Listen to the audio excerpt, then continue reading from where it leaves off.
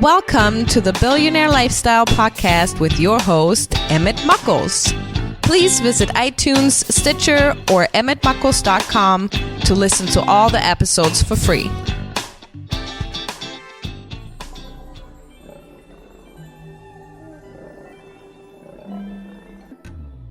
Ladies and gentlemen, welcome to the Billionaire Lifestyle Podcast with Emmett Muckles. Remember, we are in the paradigm shift of paradigm shifts in our lifetime. So, it's several things you need to do.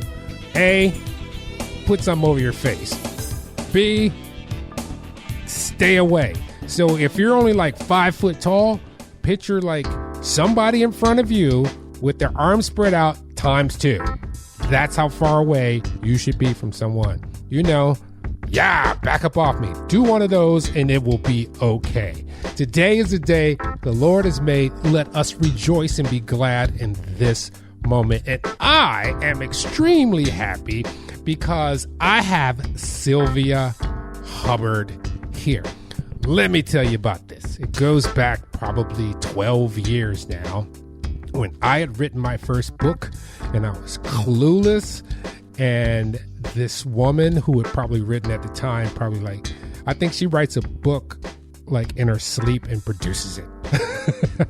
But she gave me the skinny on, exactly what I needed to do. Now, I've had other publishers on, and she's not a publisher.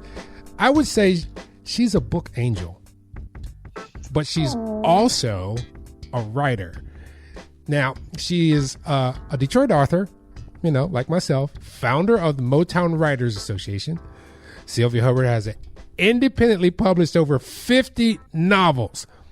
Well, she's the real deal. I mean, this is the woman who does the research. She gets the characters. She develops the story. She is avid. How are you, Sylvia Hubbard?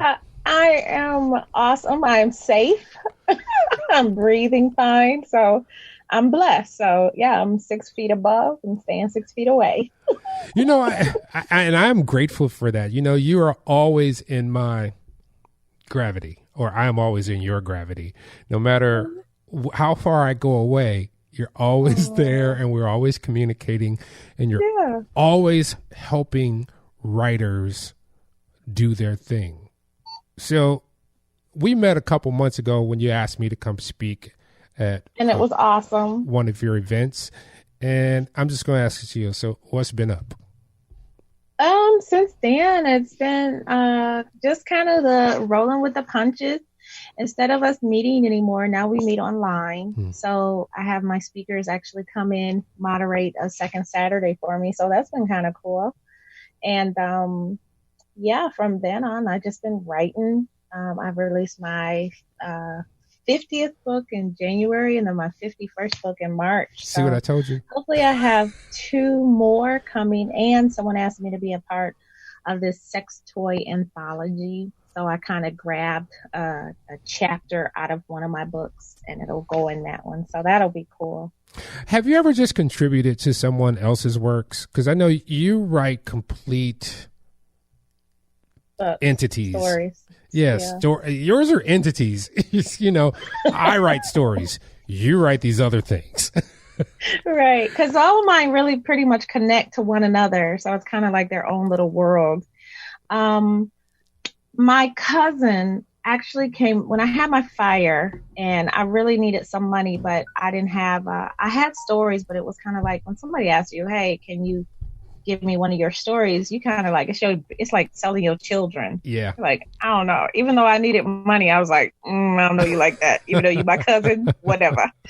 So he was like, I'm doing this anthology. I just want to put something out, and I'm missing one more story.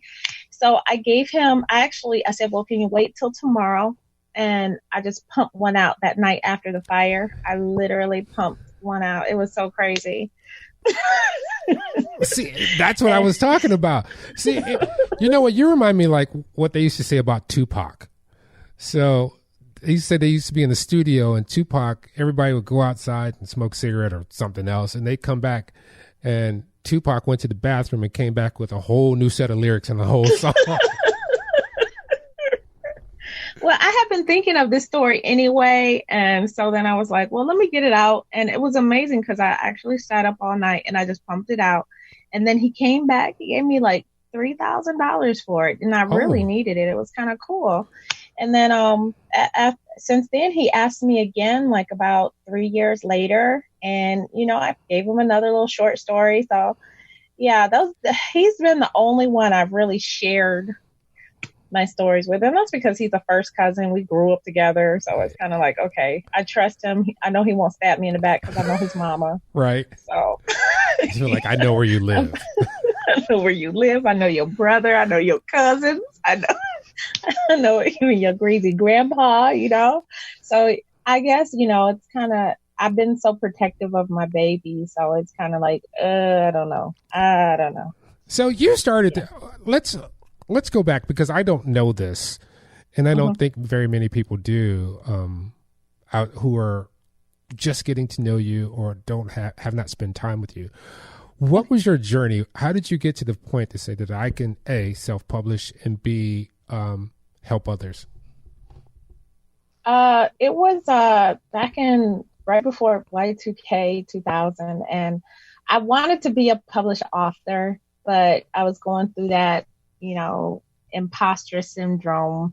You know, I was hanging out with writers and I saw them publish their books and I was like, oh, I can never be like that. Never, ever, ever. And then I got the Y2K bug, like the world is going to end.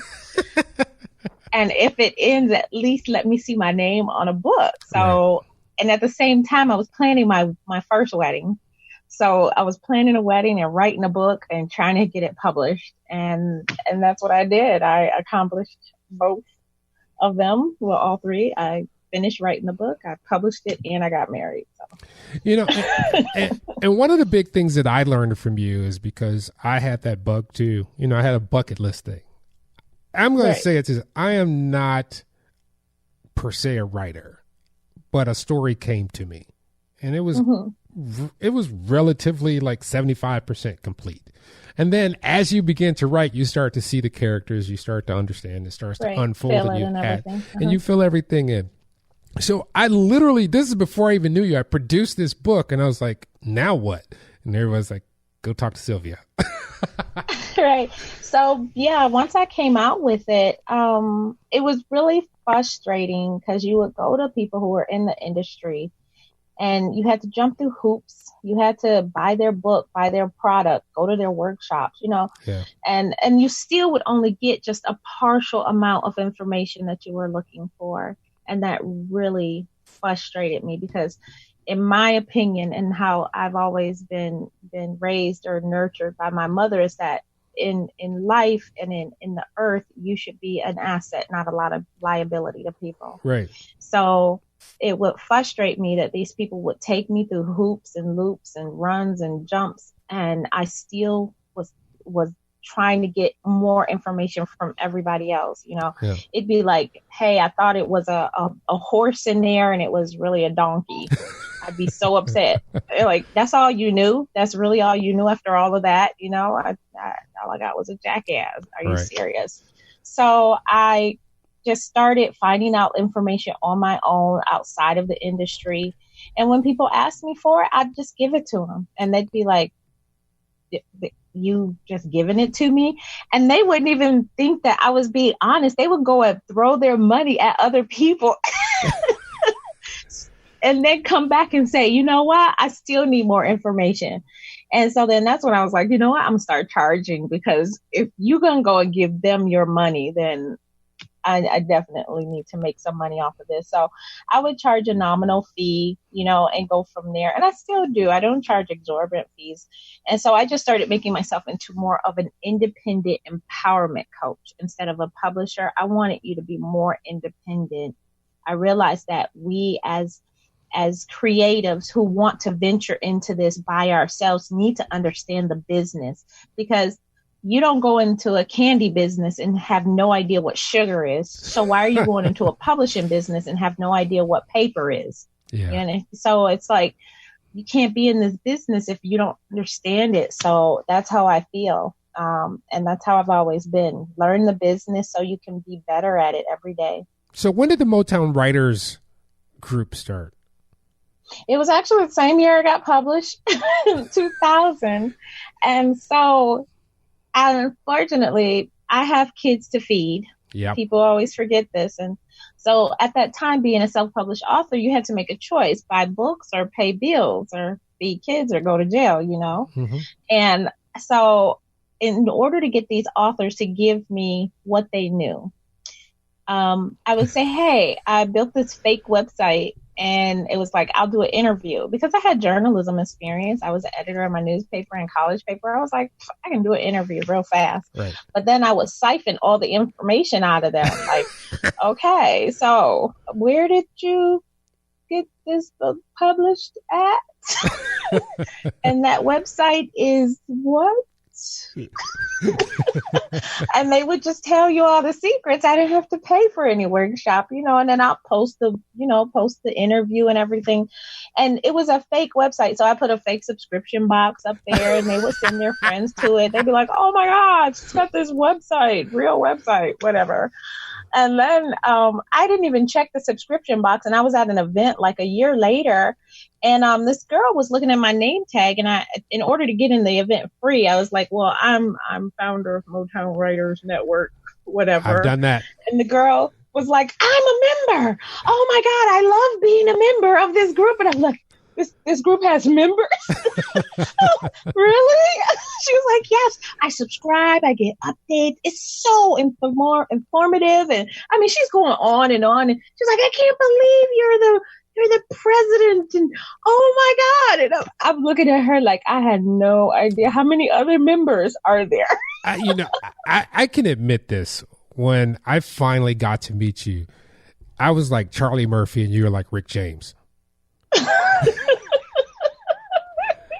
Really? Like, I just want to touch you like your arm, like oh, maybe to rub off. Stop, that's creepy. I know that's creepy. But yeah, people have always been like that. And you're the most down to earth human being I had met. You're like, I was like, can I come to you? You're like, you want to speak? I was like, huh?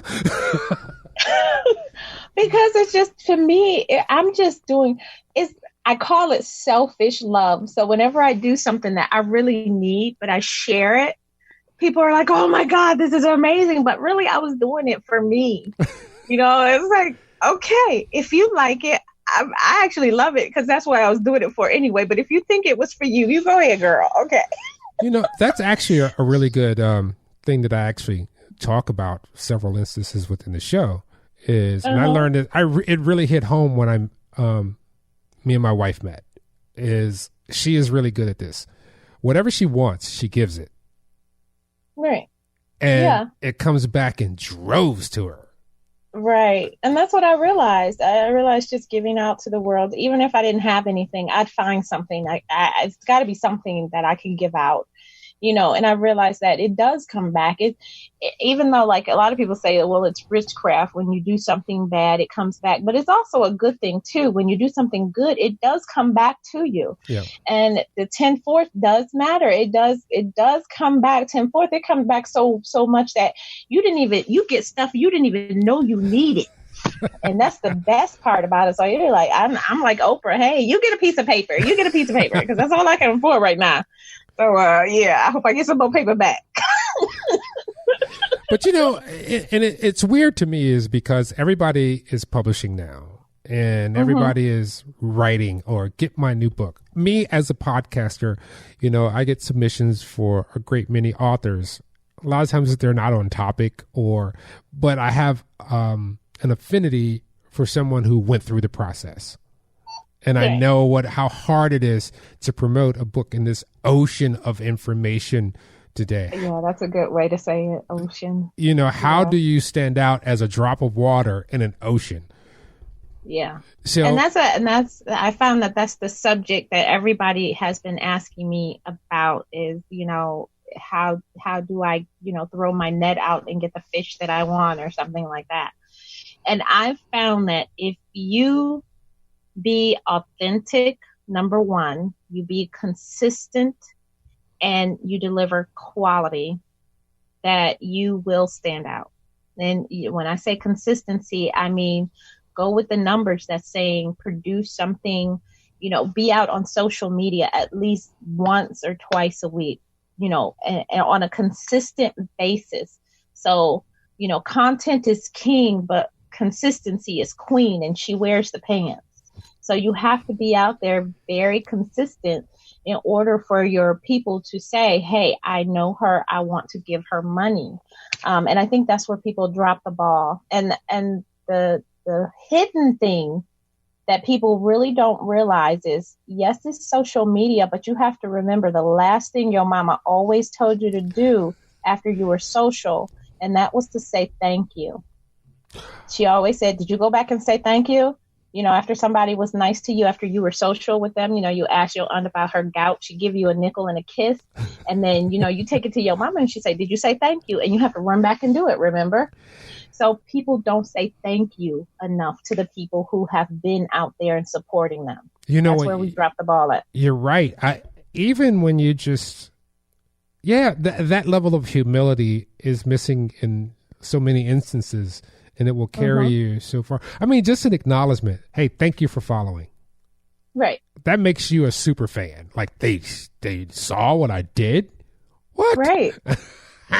It's awesome. Like they feel so grateful. Like, wow, I really do appreciate you saying thank you. You took my money and you ain't say nothing to me, but you said thank you. Right. But I'm going to remember that. And they do remember that. They come back and say, oh my God, you're amazing. And then you appreciate me like that.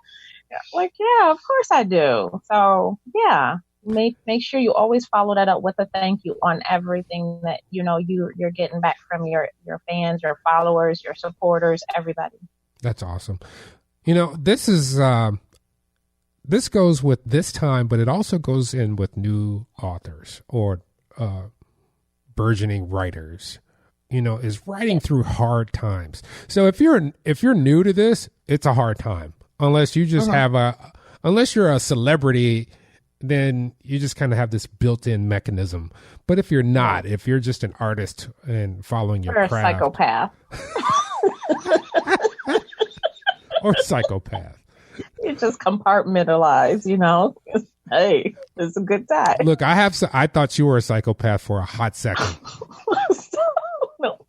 I'm going to ask the question a little later, but I'm going to tell you why. Because we were talking one day, and I think, and here's what I love about you, because when you're giving a talk, you actually go off script and go, there was this one time I was developing this character, so I had to look up all these poisons so I would know how they would work. I was like, she's a psychopath.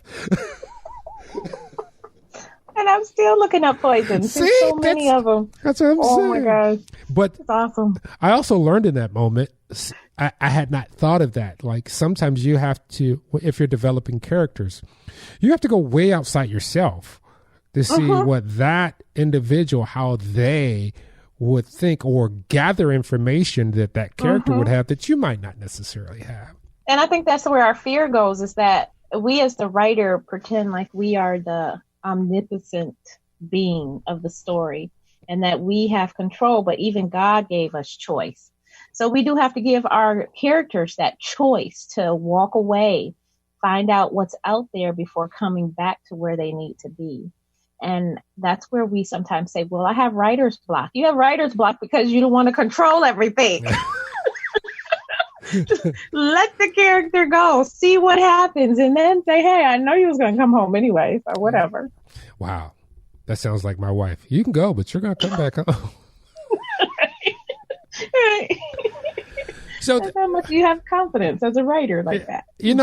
This is a strange thing because, for me, I saw that you're extremely creative. Oh, thank you. But in addition to that, you became the go-to person for the business side of it, for understanding, because artists, they produce the art. And it's just like a rapper or a musician or piano player. They will record this beautiful piece of work. And then what do I do with it? And Sylvia's like, you need ISBN, you need this, you need that, you need to check your gutters, you need a graphic artist, you need a website, you need an Instagram page, Right. Well, you do. And basically because I wrote a checklist, and actually now I sell the checklist because it's so prevalent. Like I literally wrote a checklist down of everything that I need. And then I started giving it to my clients, and then people were like, well, what do you do? And how do you remember all this? And it's really like, I just go down this checklist because it's really important to build while you are putting put a strong foundation down, because then you know that house will stand no matter what. And you don't have to go back and say, oh, darn it, I forgot to run that pipe downstairs because now I need it upstairs, or I forgot the furnace. Oh, right. That makes sense. And now the door is too small. So now you got to fit the furnace. You got to find a furnace to fit the door. So you want to build a good foundation so you don't have to go back. So getting the distribution right, getting those ISBNs the way you need them, setting up your company the way it's supposed to be set up prevents a lot. It stops the fires from happening. And so you're not concentrating on putting out the fires. You're concentrating on marketing your book. You're concentrating on finding more promotion. You're concentrating on writing more books, because if you sit there and put out fires, you'll never get anything done and push the business forward. You're always going back. So if you're a new writer, or you have these things, you just haven't put them out. Let's say you've manuscript them out and they're sitting in the back of the closet. Today, we're in a time of short attention span. I don't see people reading books per se like once upon a time. Like I have 5 books sitting next to my bed that I have to go down. And there's more than that. There's ones that I have finished. But which is the better platform? Hardcover, softcover, paperback, or ebook? Well, I would say number 1, ebook. Second place would be softcover or paperback. More of the mass market, not the mass market. I mean, more like the 6x9, 5x8. And if you have to go hardcover, make sure that it's feasible to do it. Like you're doing it for a school and you're going to get that money back like right away. I wouldn't suggest invest in hardcover unless it's really feasible. Like it's already paid out in advance. Yeah, because when I go to the bookstore, there's a lot of those that cost $4.99 now. Right. And it's kind of cool because now the printing is cheaper, but like make sure it's worth it. Like I said, make sure the content is of high quality, because you don't want to give people, something you just pulled off, a desk and threw it in a book. Whereas, another author went through the process, got it edited, got a great cover design and did all that. And then, you're going to find out, well, yeah, I sold these real cheap. I sold these real good, but you won't have repeat customers. Yeah. And that's what you need to make the money that you want to make as an author. You need repeat customers, not new customers, repeat customers. Those are going to be your money makers, because they're going to be eating up that back catalog. They're going to be going through and sharing it with their friends and being the cheerleaders that you need. Whereas if you're out there just saying, okay, just give me more new readers, you're going to be working yourself, exhausting yourself to bits when you already have a sitting audience waiting for you. You just got to produce quality content for them. What about when it comes to turning your content into audio versions? It's important, and I think everybody should invite Emmett out to come and speak to them about it, because he did an awesome presentation about how important audio is and how easy it is. I think even me, I think it's like, oh my God, I just can't do it. But then like just sitting there listening to you, I thought like, oh my God, I could just walk on into it. I have content. Yep. Why don't I just change it on over? So definitely it's important. Audio is going strong and it's getting stronger. I was actually shocked. I started seeing Audible commercials at the beginning of this year, and they're continuously running. I was like, I've never seen an Audible commercial and they're actually nice quality Audible commercials. I've had my subscription for like 3-4 years. Yeah, so people are doing longer drives. They're spending more time in their car. I mean, even now they're using it as like a way to get away, listening. I know like a lot of people who are starting to listen just to get to sleep, just so they can get their mind off of it. So audio is coming back long and strong, and you should definitely make that as one of your choices when coming out with your book. So would you rather read your own book or be the producer and have someone else read your book for audio content? If I don't want to spend the money, yeah, I'll read my own book. I don't mind my voice. I'm good. But I would love to always have somebody do it, because it's so fun hearing your words out of somebody else's mouth. And you sit there in awe, like, oh my God, I wrote that part. Oh, that was a really good part. I like that. So you're like patting yourself on the back when you're listening to them read it. So I would love, having other people read it. It's always fun. And then it saves my vocal cords, of course, but what can you do? So, you do a lot of stuff, and I'm just going to read off. So you have SylviaHubbard.com. Mm-hmm. You have MotownWriters.com. Right. MichiganLiteraryNetwork.com. HubBooks.biz. Right. LoveABlackWoman.com. Mm-hmm. MichiganMurderAndMayhem.com. And then you have, is that Eileen? No, AAELN.com. What's that one? Actually, it was the African American Electronic Literary Network, but someone actually bought that from me. So I let them have it. It was a nice sale. But I put that out more to stretch the powers of African Americans and show them how they can produce more, where they can produce more, and get literary services connected with African Americans more. So it was a great network, but I sold it. Actually, I turned around and opened up another blog, which was called howtoebook.org. And I just started funneling all the rest of the information about writing, publishing, more of publishing and marketing into that blog to keep giving out the education that was needed. Awesome. I got this one question though, because I realized this early on. I'm glad I was married when I met you. Oh my God. I'm glad too. Listen to me, man. That went somewhere I didn't expect. You're so silly. No, I was leading up to a question. Okay. So the reason I say that is because I noticed that the ratio of men to women writers seems to be skewed to the feminine side. Mm-hmm. Why is that?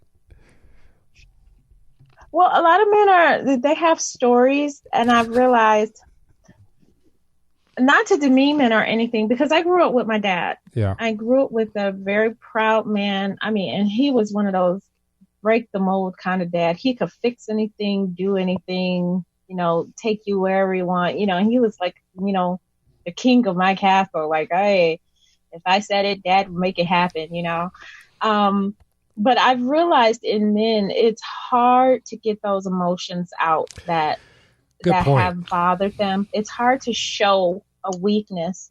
And you have to become vulnerable as you write. You have to show, hey, these are the mistakes I've made.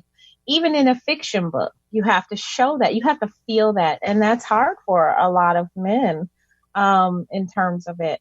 I know in my books, a lot of times, because I was raised by a man, and I did see the behind scenes of, him dating and things that he was going through and stuff like that. I saw a lot of things, and I learned a lot of things about men. And I know that they have their problems, and it's so hard for them to understand that a woman is, when they meet this awesome, magnificent woman, and they think, oh my God, she's going to find that one fault, and then she's going to go, and then they're just shocked she stays because you keep feeding her. Food is the key. Like, oh my gosh, you keep coming back, and I think that's what I like to portray in my book, is that these men have faults. They have their different vices. They have their background, and they always have this fear that, hey, this woman is like an awesome woman, and why should she love somebody like me? And I love addressing that in my books a lot. Oh. Because I think there's not a lot of books out there where men are saying that, men are showing that. So. Awesome. You're such a dynamic person in a subtle way, because you don't come off with this big thing, but you amaze me. And if we were walking downtown, going into the Penobscot, I gotta fight. Calm down. Till this is like family people. You said the business of downtown, not like the other side of downtown. No. Okay. We're talking about Detroit of people, of course. If we were walking into the Penobscot. We're walking into the Penobscot building. We don't know each other, and we get on the same elevator. It's just you and I. And I look over to you and I go, "Hi, I'm Emmett, and you are," and you'd say your name, and I go, "What do you do?" I would say I'm an author and founder of Motown Writers Network, and I would love to know if you are a reader or writer. See how simple that is? Her elevator speech is, we didn't even get, the door didn't even close yet. She got it out. But I would implore people, if you are in the writing process, if you are thinking about being in the writer's process, if you are just a creative, because I think so many people can benefit from you. Even if it's just someone who writes poems and they say, nobody's going to like this. You won't know, because there's like 7 billion people on the planet, and someone's going to identify with what you do. And to help you through that process, please check out Sylvia Hubbard. Thank you. You're so sweet. You're so sweet. Now we're going to go through Go ahead. I'm sorry. I was going to say the elevator pitch. You just have to make sure you introduce yourself really fast and literally ask a question that's going to prompt the person to talk about themselves. Everybody likes to talk about themselves, and they will remember you better. Hence the podcast.